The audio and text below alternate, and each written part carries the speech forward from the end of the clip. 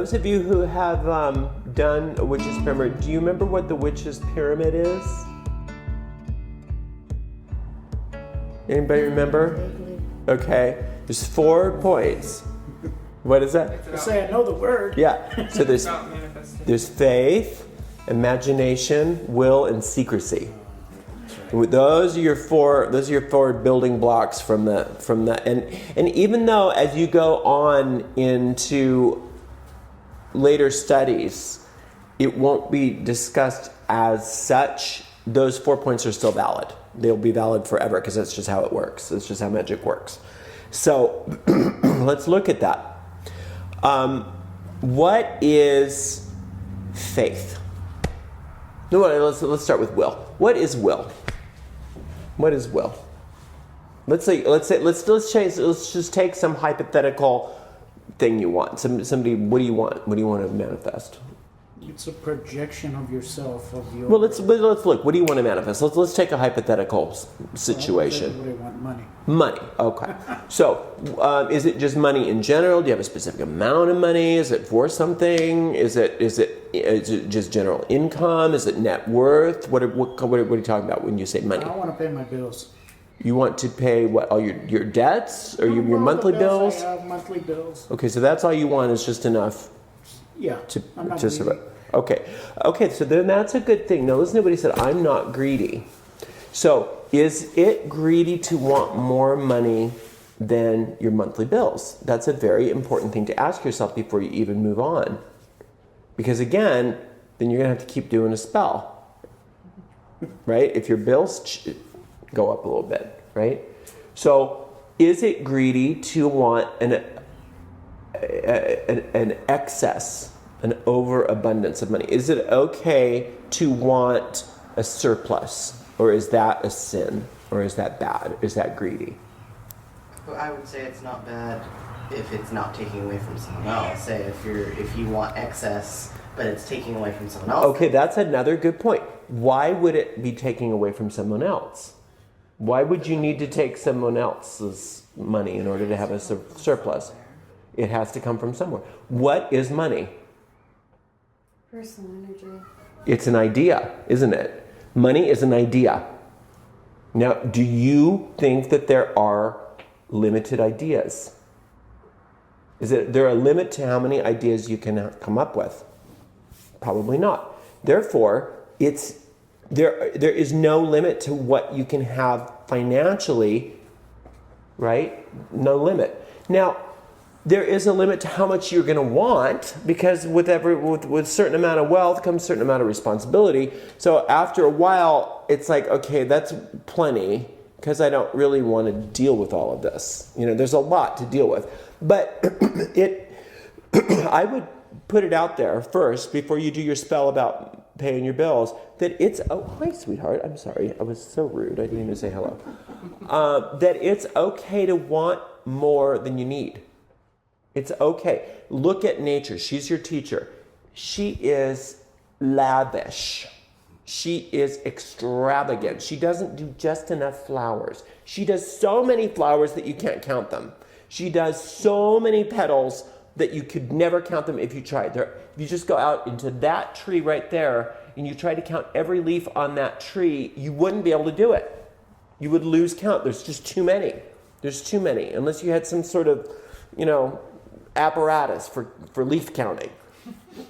So she knows that there's no problem with having too much, because it's all gonna get recycled anyway.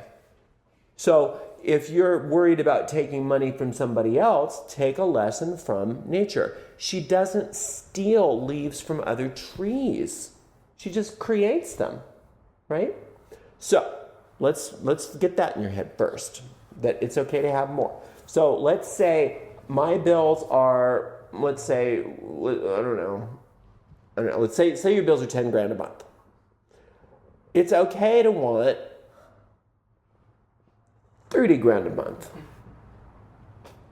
It's okay, because what would you do with that extra money? Well, you'd save some, you'd invest some, and you'd help other people. I'm assuming you would. You'd help people if you had extra. Now, who is in the position to do more good? The person who's just enough or the person who has extra? The person who has extra is in the much more position to do good.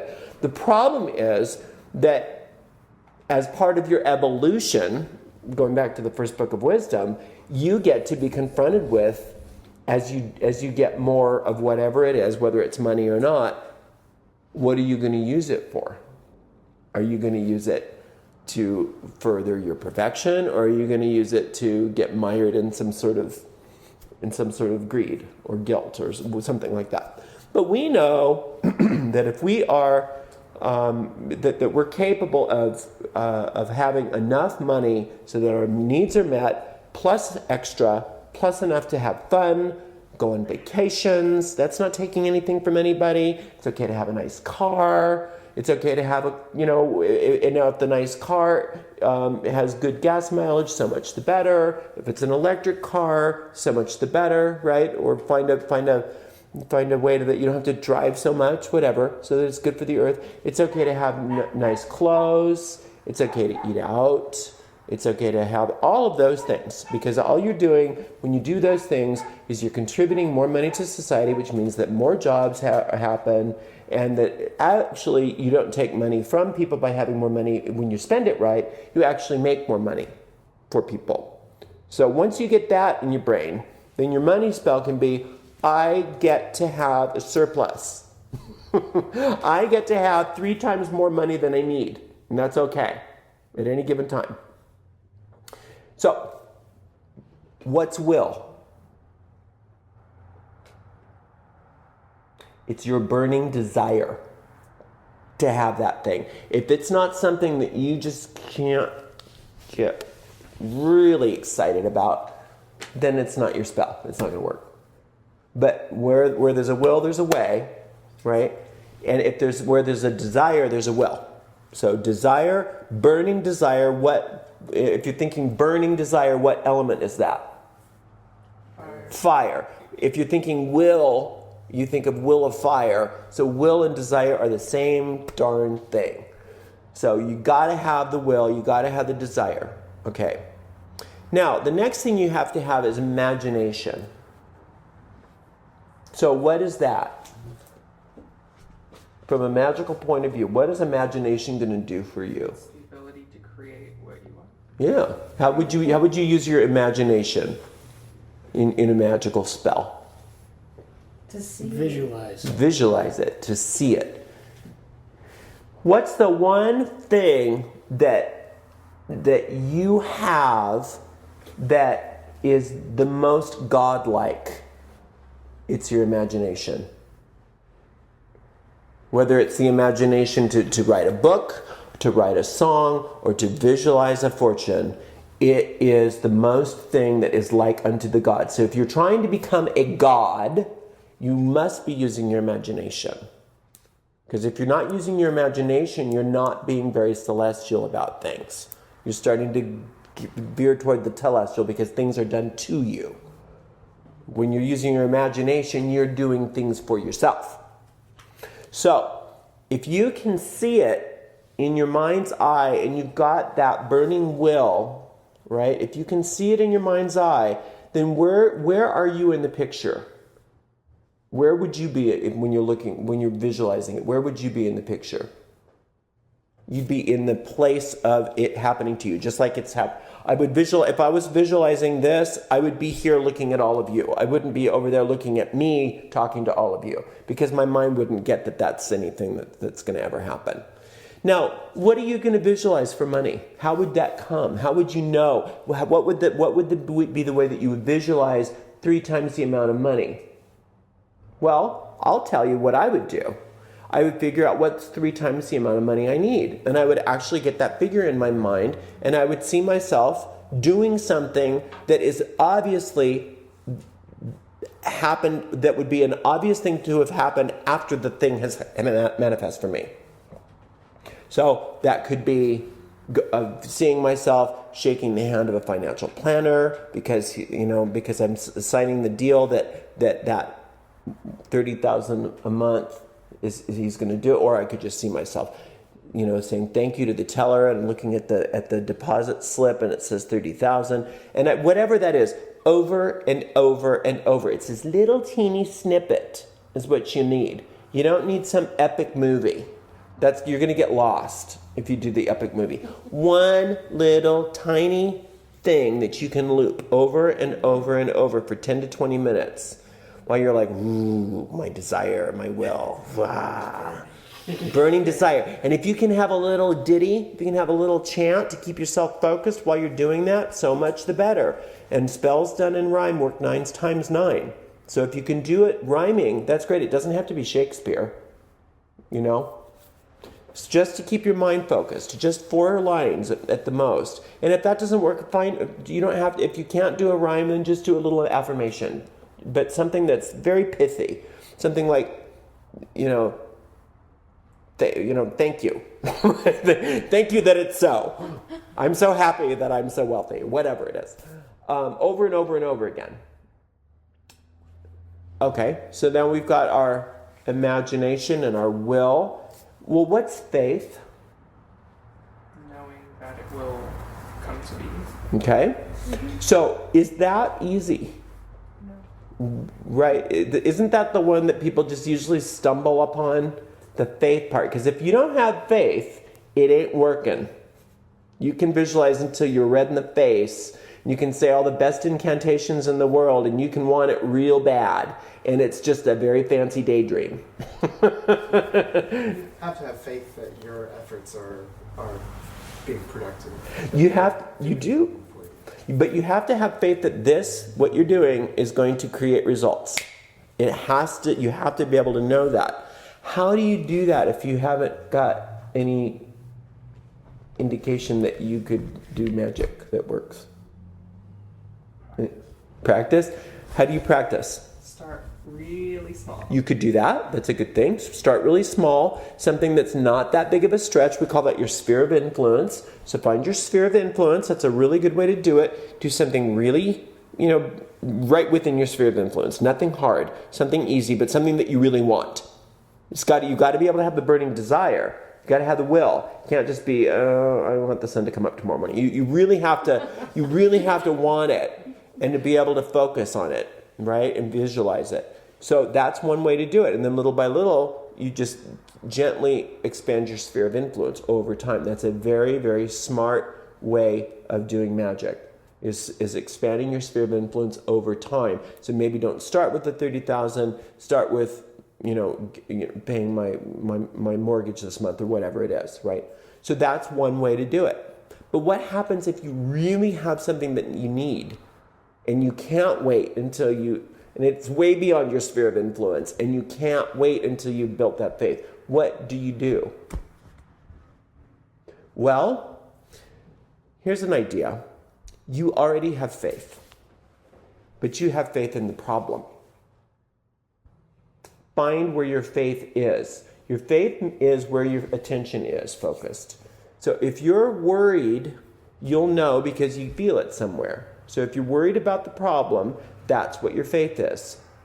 So you have to learn that in the moment of the spell casting process and afterwards, that every time that feeling comes, that you say, oh, my faith is misdirected and I'm going to focus it. And you refocus that faith on what it is that you're trying to accomplish. And you use all of the problems that you're having to your benefit, because you recognize that it's impossible to not have faith. Faith is an aspect of consciousness. It's impossible to be faithless. You have faith in something, but most of us have faith in our problems. So if you have faith in the problem, if you can recognize that and you can just shift that focus just a little bit, that's great. Now, another thing that you can do to help you with faith is to recognize that you're not alone in the universe, that the universe is a friendly place to you, because anytime you plant a seed in the ground and you water it, chances are it's going to grow, and if not, you can try it again with another seed. There's not going to be this plethora of dead seeds. It's okay. It's okay for you to plant a seed and water it and watch it grow, right? So therefore, nature always works. The goddess is always working to your benefit. Now, whether you use her power for good or evil is up to you. And if you're having problems, you're using her power for evil, because I'll tell you right now, whatever your problem is, according to my perspective, you're responsible. If you're not able to pay your bills, even if it doesn't look like you're responsible, if you can't become responsible, if you can't even fake that you're responsible for it, there's no way you're going to get out of it. But the good thing is, if you can say, wow, look how powerful I am. I created all this debt. Once you can do that, you can say, well, if I can do that, I can do this, right? Because all I did was plant the wrong seed. So let me just put a new seed in the ground. And the same power that created this can create that. I just have to do my I have to do my will and my imagination to plant the new seed. Then you're watering it with your faith. And you're fertilizing it with your faith. And your faith is in your ability to create results. And you know you can create results because you've got all this shit going on in your life. So, yay. So that's a good thing to recognize. It's like, look at all the shit. Look at all the shit. I can use that for fertilizer as well, because that's what it's there for, right? So that's another way that you can get faith. And you can do all of those things. Another thing you can do is if you want to get a little bit more religious about it, if you're more religiously oriented, you can look at the fact that you did not create yourself. That the goddess or the god and goddess together, or that holy trinity that we were talking about earlier, however you want to, it doesn't matter, it doesn't care. The infinite intelligence, whatever you want to call it, the force, I swear it doesn't care. I've never seen it get pissed because it got called the wrong name. I've never seen that happen, but I have seen it work. If you recognize that you didn't create yourself, but you are part of creation, that there is one source of everything. There's the source that lit the sun. There's a source that grows the trees. There's a source that makes embryos grow into babies. Just think about these things. I mean, that's a force. I mean, that's magic, right? The little embryo becomes a baby. A little embryo becomes a puppy, right? The planet revolves around a sun, and then there's this whole solar system. And there's like, anytime you cut your finger, it heals itself. I mean, you can't do that. You can't make a flower. You can't do anything really of any importance when you compare yourself against what she can do. You know? So recognizing that there's this power, you can say, well, it's just as easy for the goddess to become money as it is for goddess to become a blade of grass. Why? It's like there's other people who have a lot of money, so it can be done. It's possible. And what do they have that I don't have? Well, they have the right mindset. That's all. So my spell is going to be in getting the right mindset, basically. So those are all kinds of things that you can do to become more faithful. To look at the fact that the same power that is always creating you, that's always creating the solar system, can work to your benefit. The fact that your subconscious, deep-seated, habitual thinking got you there in the first place, so it can get you out of whatever the problem is, right? That's faith right there. Because you're already a master at something, and even if it's a master at becoming really, really in debt, that's good for you. Good for you. And then also you can start small. But so there's all kinds of ways that you can do that. So then all we have left is secrecy. That's the part that I don't have a problem with. I never tell anybody what I'm doing. But some people just cannot keep their damn mouths shut. And they ruin the whole thing. Because as soon as you go blah, blah, blah, blah, blah, you're changing the entire balance of your spell.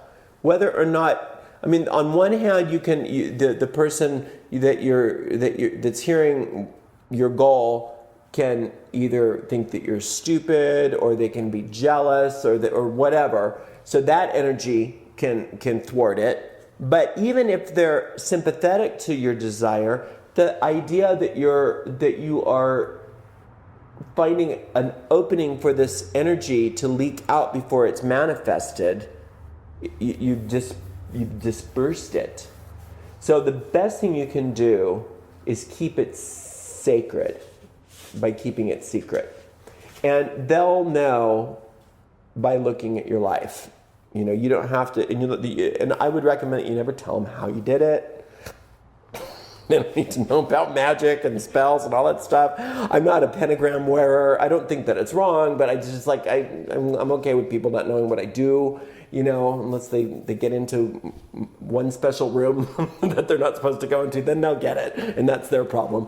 But you know what I'm saying? So I found that things work really, really well when I keep it on the down low. Nobody needs to know. Now, again, if you have a teacher, a craft teacher, or somebody that really can help you, that's different. Or as you get better later down the road and all this, and you do work with people in maybe a coven type setting where you're working together, that's different too. But then you all have to keep it secret. That's even a bigger deal. Keep it secret. People blab. So you gotta just learn how to just, right?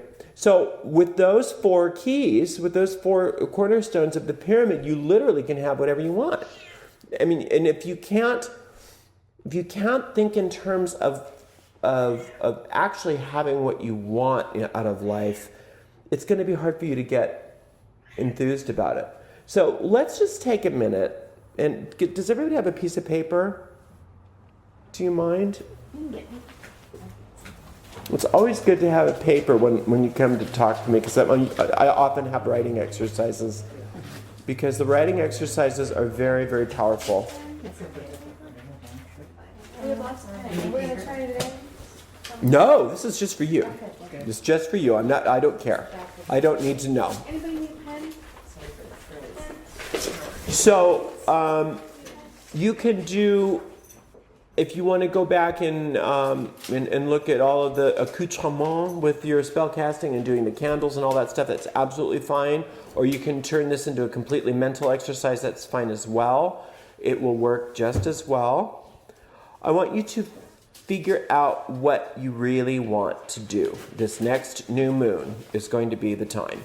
I want you to figure out what you want more than anything else in life right now. What do you want? And if you can't think of it, then just think in terms of what is bugging you more than anything. If you can think about what you don't want, then flip that around and see if you can figure out what you want.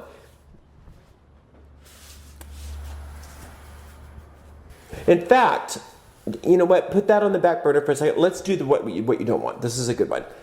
What's something that's bugging you? What is something that's really bugging you about your life? What is something that really needs to shift? That's something that really needs to be healed, something that needs to happen. If everything is absolutely perfect, then excuse me, then you don't have to do this exercise. But for the rest of us, what is it that's really bugging the crap out of you right now? Do you have that written down? Can you write that down? Nobody will see this. And try to keep it simple. Everything today, try to keep it simple. Just a few words if possible. You can go and flesh it out more later. But simple is always best. All right. So now, is this something? Now, ask yourself with this problem that you're experiencing. Hopefully, it's a big one. Hopefully, it's something that's major in your life. If not, oh well. I want you to ask yourself, what is the worst thing that could possibly happen in regards to this? What is the worst thing that could possibly happen?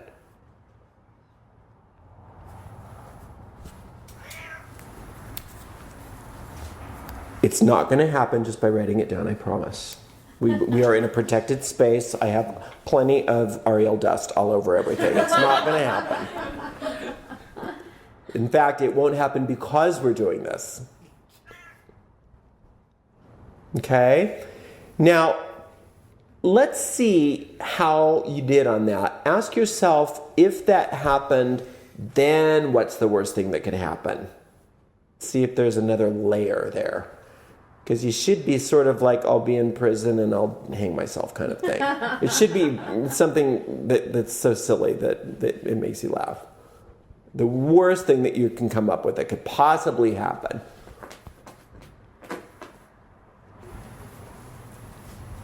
Lying in the gutter destitute, asking for change with a wine bottle hanging out of your mouth. I mean, something. Okay, are we sort of at the dregs yet?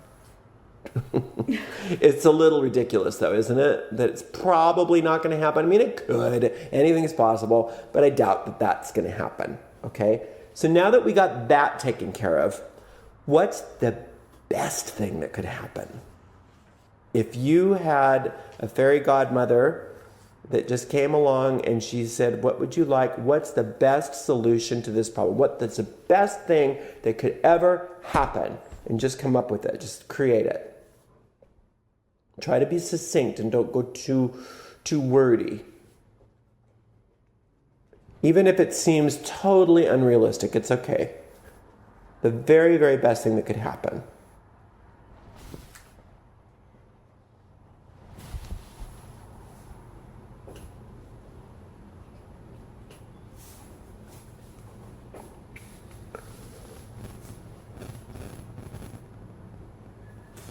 Okay, you got that? Now give yourself very short answers to this next question. Try to do maybe 3 to 5 max reasons why this could never happen, this best thing. Why it could never happen, why it's impossible. Why you think that this probably will never happen, the best thing.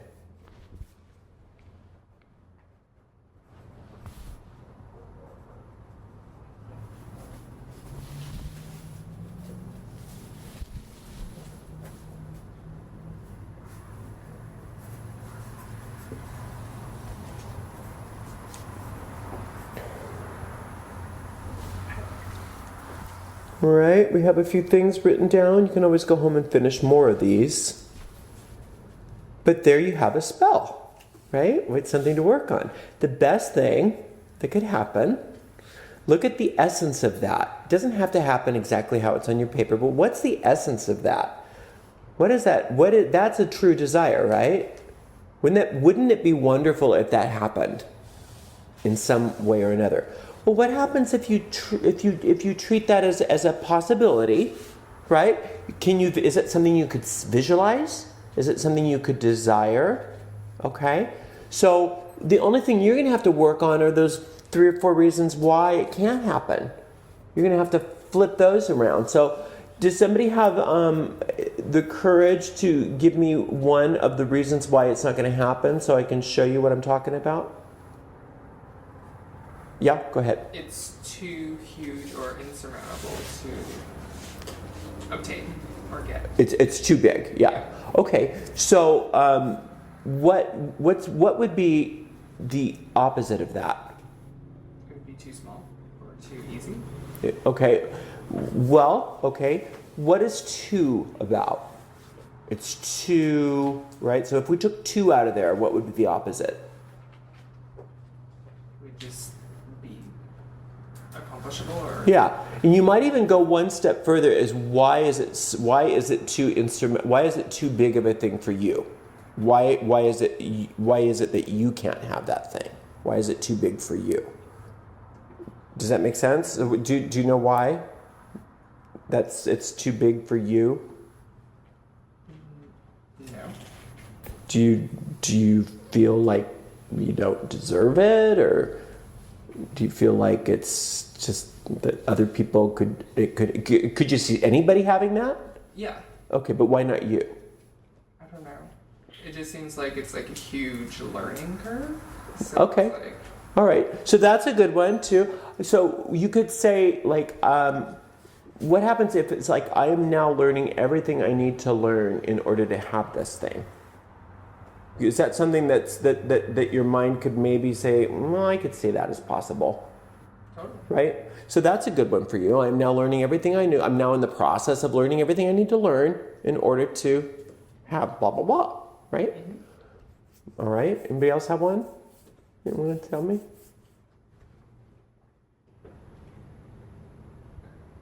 Reason why you can't have that thing? No? Too private? Okay.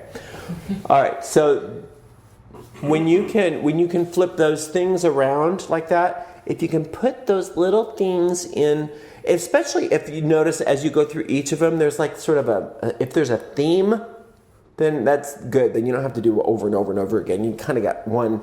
If you can sort of like get 4 or 5, maybe 4 lines and find a way to rhyme it, then you got your little ditty. You got your little incantation. So get out your little rhyming dictionary if possible. If that's too much, if that's too hard for you, if that's not in your wheelhouse, then just do them as pithy little affirmations. That's fine. But then that's something for you to focus on while you're visualizing the thing on your thing, right?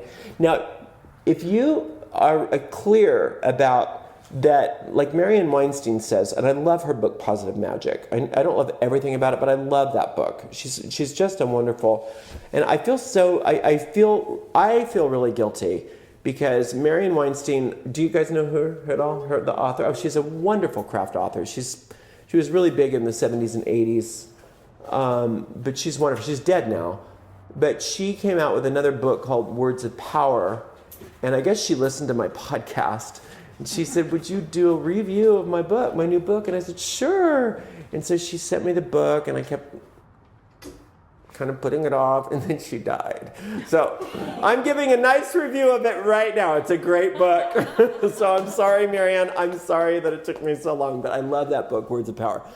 It's a great book. You can get that one on Kindle. All of her books are on Kindle, but Positive Magic. One thing about her that I loved is she says, this equivalent or something better,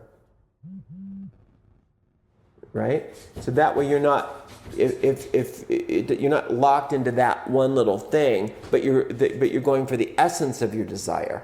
She talks a lot about essence in her books, and I love that because what's the essence of this thing? Yeah, it's great that you need a visual, you need something to go for, you need an actual goal, but it's the essence. So this equivalent or something better, for my highest good and the highest good of all, in an easy and relaxed manner, in healthy and positive ways, right? Manifesting right now. So when you think in terms of this or something better, in an easy and relaxed manner, in healthy and positive ways, for the highest good of all, she says, and harming none, but it wouldn't, no, she says, and according to free will is her thing. But I'm like, if it's for the highest good of all, then it's according to free will, so I don't use that one. Because then it starts to get too long. Then you realize that you're free to visualize this thing because you're not locked into that manifestation. Chances are, if you're visualizing it, it'll work out pretty much like you're visualizing it. But occasionally, you put that out there that it's okay if it's just the essence of it. It'll come into your life in a very different form. And that's okay too, because you're still getting what you want. But it's usually better. It's usually better than what you visualized. Because I really, really, really, really, really, really, really wanted a Cadillac. And I wanted that Cadillac so bad, and I can't remember it was the STS or something. Well, unbeknownst to me, they were canceling that model, right? So, and unbeknownst to me, that wasn't the best car for me. So when my other car kept coming to me, and I kept pushing it away because, no, it's not the Cadillac, it's not the Cadillac. I finally went, oh, this is something better. Oh, got it. Okay, I'll take it. Yeah, thank you. What was it? Mercedes. It was just a C-Class at the time. We've moved up in the world. But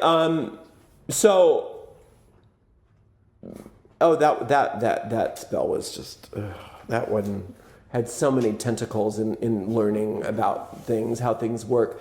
Because plus I had forgotten that I'd done the spell for the Cadillac, and I loved my car, and I was such a poverty case at the time that I'm like, okay, all I deserve is this Honda. And I loved the Honda. I was happy with the Honda. There's nothing wrong with the Honda. I loved it.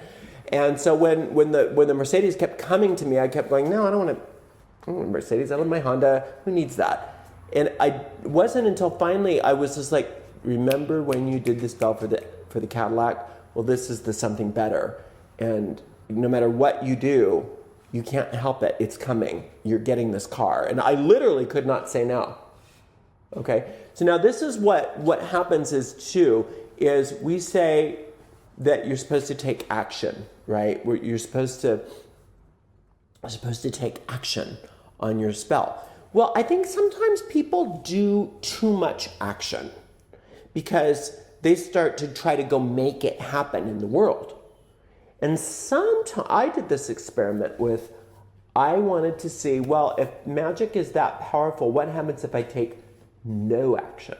How will it manifest? And I was told by everybody, you should never do that. You should never expect it to land in your lap, and you should never expect it to just appear in a puff of smoke. You should always do magic and then follow it up by action.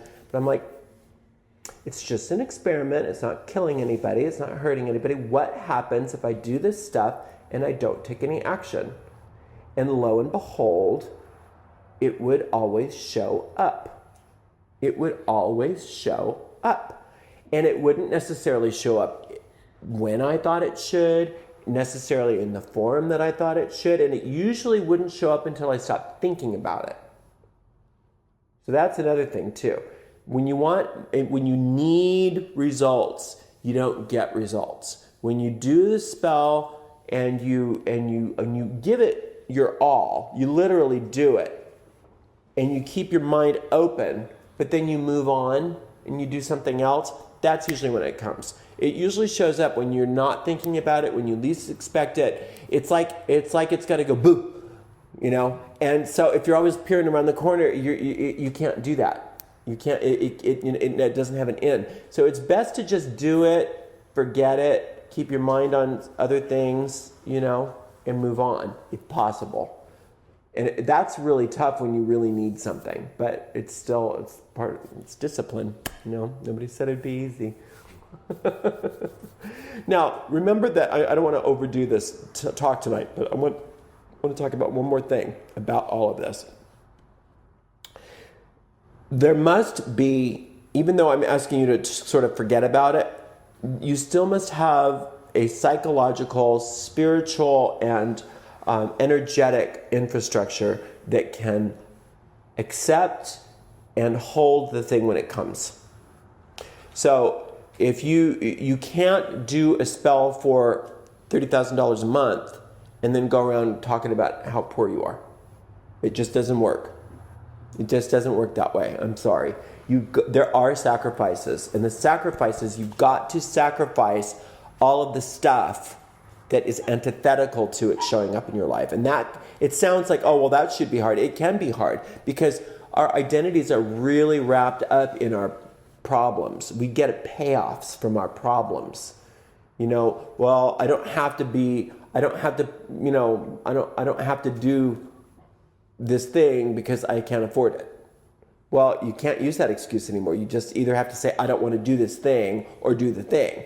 You can't say I can't afford it anymore because that's a payoff you had to sacrifice in order to get the money, right? You can't do that. You can't talk about your money problems anymore. You can't complain anymore. Every time you complain, you suck the magic out of your life. So I'm sorry to be the bearer of bad news, but today is the day you must stop complaining, or if you don't, you may as well just not do magic, because you can't do magic effectively and bitch. It just doesn't, they don't go hand in hand. You got to start getting over that habit right now. Especially not bitching about the thing that you're doing magic about. It's like, because the universe takes you at your word. The universe does not have the same kind of sense of humor that we do. It doesn't get a joke like that. So you really need to understand that that part of the work that we do in this is actually attracting the thing or creating the thing. But the other part of what we're doing with all of this is creating change in our substructure. It's sort of like old hypnotherapy, the old version of that. You know, it's reconditioning the mind to accept the thing when it comes. So when you're out there in your life, you have to monitor your mind. And the best way to monitor your mind is to monitor your emotions. Because your emotions, Eli talks about this, you'll learn about this later, your emotions are there to alert you when you are in harmony or out of harmony with your stated desire. Eli says that there is no good and no evil in the universe, but thinking makes it so. So in our world right now, everything that leads you toward that goal that you wrote on your paper is good, and everything that distracts you from that goal is evil. That's how we're defining good and evil tonight for you. Because the reason you have that goal is because it was sent to you by the goddess herself, or you wouldn't have thought of it. You couldn't have, because that desire is real. Now, if you wrote something down there that you don't truly desire, then you didn't get the point of this exercise, and you need to go back and do it. But the rest of us, we have something tangible that we can start working on. So when you start worrying and feeling upset and you get those negative emotions, it's not a bad thing. It's just that they are trying to tell you you're out of alignment with the energy flow that is going to bring this to fruition. Because right now, once you start the spell, even though I'm telling you to forget it, at the same time, everything in your life revolves around this spell. Both are happening simultaneously. So you can't be obsessing over the spell, but at the same time, you have to set it up so that the spell has a place to live. So you can't plant corn and be upset that an oak tree grew. You know, you plant corn because you want corn to grow. So when you're doing this spell and then you're scattering seeds of thistle and weeds and things like that around you're either going to get confusing results, or those weeds are going to choke the desire. Right? So the desire is what's sacred. The other stuff is what needs to be transformed. And the way you do that is what I just showed you. Is you write those. The fastest way to do that is to write those negative thoughts down and flip them around and use that positive affirmation. And if you can turn it into an incantation, that's even better. But those are the kinds of things that you do every day. And if you're not willing to work magic every day, then don't do it. Now, have you published a series of incantations on your Facebook page very recently? Oh, I put a couple down. Yeah, I did. Those are pretty general, but those show you. They show, and some of them are pretty long-winded, but those show you how to do it, though. But it's good if you can do your own. So we'll share those. Sure. On the page for the class. Oh, good. Yeah, sure. And there's one. There's the one word of power thing that I used from Marion's book too. So yeah, but it's better to do your own. You know, but you can use mine, sure. I did, actually, the 2 incantations that are on there were actually in response to some Christians that were wanting help. And they were, and I'm like, okay, well, I don't know too much about your religion, but I said, I do know that the Lord's Prayer is a good one, and I do know that there's a couple Psalms. And then I was looking at the Lord's Prayer, and I was looking at the Psalms, and I'm thinking, kind of like that. What would happen if I kind of rewrote those into something that was more meaningful for me? And that's where those came from. You rewrote the Lord's Prayer. I did. And I rewrote a couple Psalms too, because They've all been rewritten. well, yeah, that's what I thought. It's just like it's just not the these and the thous and the God, the Father. That just doesn't ring. This doesn't do much for me. But I'm like, I liked the gist of it, you know. I love that part in the Lord's Prayer where it's not like, please God, please. It's like, give me. I'm like, you go. Give me this day. Give it to me now, because I said so. And that's really what God is God's a law. God is simply a law. God is not an anthropomorphic being in the sky. God is simply the law of cause and effect. So yeah, give me what I want. Because you're already giving me what I don't want. The reason why you're giving me what I don't want is because I keep telling you to. Okay? Make sense? All right, any questions? Was this helpful? Okay, good. All right, let's do a real quick little meditation and we'll be done with it. Close our eyes and take 6 slow, deep, relaxing breaths. And while you're breathing, I'll just say the meditation. You can do it all simultaneously. Letting go of all of the tension in the body. We picture ourselves again on that beautiful mountain in the center of our circular grove of trees with that glorious bonfire blazing forth. And we ask that our higher selves and our deeper minds will start to show us that which is our most cherished desires, things that we can start to work on so that we can become the people that we came to this earth to be. And for that, we are very grateful.